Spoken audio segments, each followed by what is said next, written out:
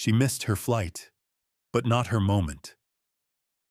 A stranger fell, and she chose him over her dreams.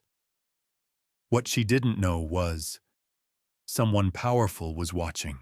The heel of her sneaker caught on the edge of a sticky tile as she weaved between rolling suitcases and slow-moving travelers. Gwen Moore didn't curse. She just muttered a low, "sorry," and kept going.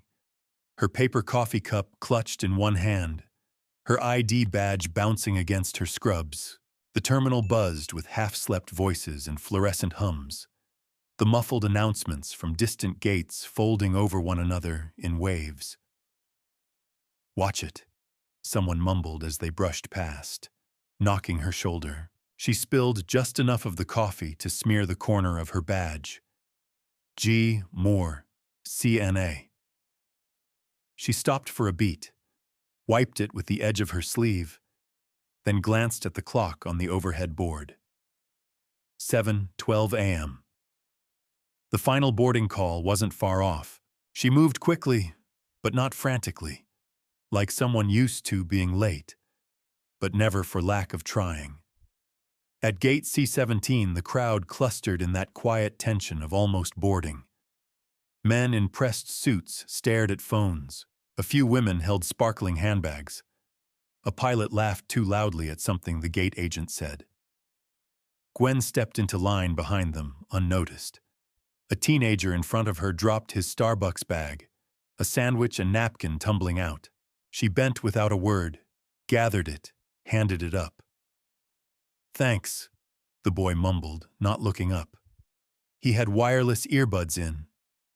Gwen didn't respond. Her back straightened a little slower as she returned to her spot. The agent at the counter didn't meet her eyes, just gestured toward the seat chart. "No more upgrades. You're in 22B. The man behind her, tall, silver watch, red tie, got a warm smile and a quiet joke. They both chuckled. Gwen stepped aside, jaw tightening for just a second, then released it like she'd done it 1,000 times. The intercom sparked to life. "Final boarding call for Flight 407 to Denver."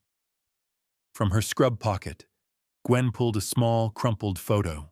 A girl in a yellow graduation gown, gap-toothed and grinning. On the back, in looping kids' print, "For Mommy. Keep going." Gwen touched it to her lips, just a whisper of a kiss, then tucked it away. The line thinned. She walked forward. A custodian's cart squeaked past. Plastic bins stacked high. A chipped ceramic mug perched on top. A sudden bump. The mug tipped. She caught it mid-air. "Nice catch," the man said, wheeling around, surprised. "Almost lost my favorite." She looked at the side. Faded cursive read, "Be the one who stays kind." She gave a dry little chuckle. "I'm used to catching what others drop." The man smiled, rolled on, closer now. She could see the jet bridge, could almost taste the stale, recycled air, the tiny seat. Her hand reached for her phone, checking for texts. Nothing new. Then a voice. Sharp, male. "Kindness doesn't make you valuable. Results do." To her left, a tall man in a tight charcoal suit stood over a younger woman with a staff badge. He was speaking low, but pointed. The woman glanced down, ashamed. His gaze shifted, landed on Gwen. "You waiting for someone to help you too?" She paused, cocked her head slightly. "No, I usually do the helping." She stepped past him. Just as her foot hit the metal threshold of the jet bridge, a thud echoed behind her. It wasn't loud, not loud like a dropped suitcase or a slam of a bag, but solid, sudden, and wrong. People froze. An old white man, maybe mid-80s, in a windbreaker and khakis, had collapsed near a bench, his face pale, mouth slack. His eyes fluttered open, confused. Gwen turned instantly, dropped her bag, knelt beside him. "Sir?" Her voice was calm, practiced. "Can you hear me?" His head tilted slightly, lips moving. "Wrong gate." The gate agent hesitated, wide-eyed. A couple passengers took out phones. Most stood still, unsure, unwilling. The operations manager, the one in the charcoal suit, rolled his eyes. "We'll call medics. That's not your job." Gwen didn't answer. She had already slipped off her sweater, rolled it under the man's head, gently elevated his legs. "Can you squeeze my hand?" she asked, kneeling close. "Good. That's good." Near a pillar, a figure watched. Older, quiet. Black man, navy cap, no luggage. No one noticed him, but he noticed her. Someone offered a bottle of water. Gwen nodded thanks, helped the man sip. His hands trembled. Behind her, the door to the jet bridge beeped and slid closed. The gate agent gave a helpless little shrug. "We had to board." Gwen sat back, her knees stiff from the tile. She stared at the closed door for a long moment, then, quietly, "Guess I'm not flying today." Security arrived, wheeling the man away in a chair. Gwen offered a faint smile as they passed, but he was already half asleep. She gathered her bag, found the chipped mug again, forgotten near the cart. She sat on the bench, holding it lightly in her palms. The terminal kept moving. Announcements, luggage wheels, coffee machines. Same lights, same gate. But something, faint, invisible, had shifted. The weight in her shoulders had not, but something in the air had, like the breath between a song and its echo, like a waiting. The voice came soft and unsure. "Ms. Moore?" Gwen turned. A woman in an airline vest stood a few feet away, arms tucked close like she didn't want to be there. The man you helped. He's asking for you. Said to find the nurse in blue." "I'm not a nurse," Gwen said, blinking. "I told him that," still asked. She followed without answering. Her feet were heavy, soles tacky on the break room linoleum. The space was fluorescent lit and windowless, a room made for forgetting time. A vending machine hummed in the corner beside a metal sink and a stack of mismatched chairs. She paced. She couldn't sit. The coffee in her stomach soured with nerves. Her badge still wore a smear from earlier. She didn't wipe it this time. She thought of something a coworker once said after a long night shift. "We're background noise, until we're not." Gwen hadn't replied then either, just nodded. The door opened, but it wasn't the old man. It was someone else, a supervisor with stiff shoulders and eyes too sharp for morning. "You interfered with a passenger," he said, walking in like he owned the air. "That's a violation of protocol. You're not certified to assist. I helped a person who fell. You're not trained for emergencies. I'm trained to care." He smirked, folded his arms. "Don't act like you're special." She didn't argue. She just stared back, jaw still, her breath deep and slow. His words didn't hurt. They didn't land anywhere she hadn't already been bruised. Behind him, a voice broke the silence. "She didn't just help," Camilla said. The baggage handler stepped in hesitantly. Her neon vest was too big, sleeves bunched at her wrists. She spoke fast, nervous. She stopped him from seizing, got his legs up, kept his head still. "I've seen worse from trained people." The supervisor blinked. "You're not a medical—" Camilla cut him off. But I saw what she did. A long pause. Gwen met her eyes.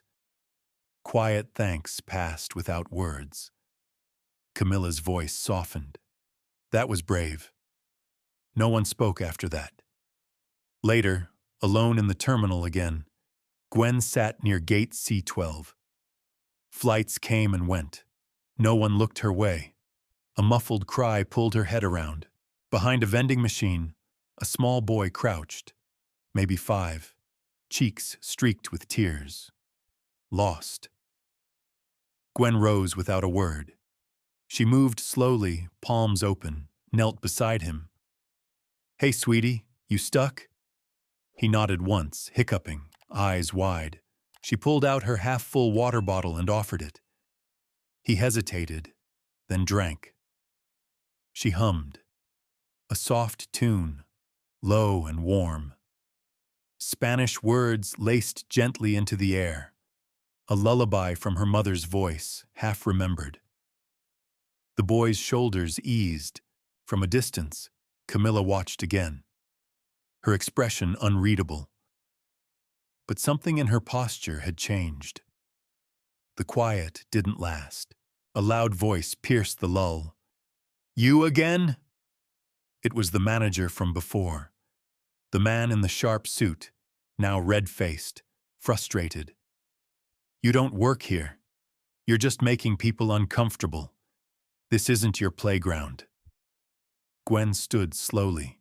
Her voice was even. "Comfort isn't the same as right." He scoffed. "You think you're some kind of hero?" "No," she said.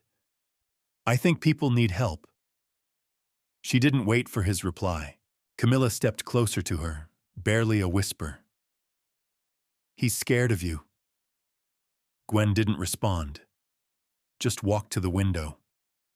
Planes rose beyond the glass, their shadows brushing against the tarmac.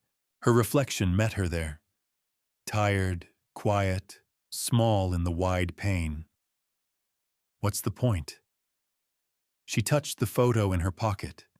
Just touched it. No words, no prayer. Just the edges worn down from being held too many times. Then a voice over the intercom. "Gate A3, staff emergency briefing. Gwen Moore, please report." Her name, spoken aloud, clear. She stared at the speaker, then toward the direction of A3. Her feet moved before her mind could catch up. Inside the staff room, executives in suits, ground crew, flight attendants still in lipstick. The hum of air conditioning filled the space where voices weren't ready.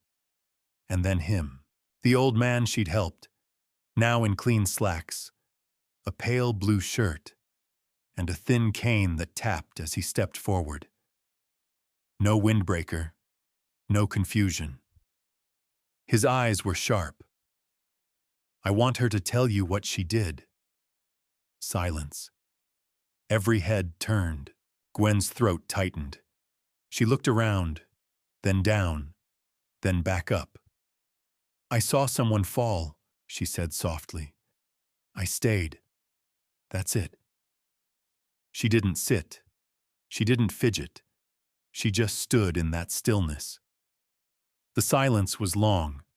Then the man smiled, not wide, just enough. Sometimes that's all it takes.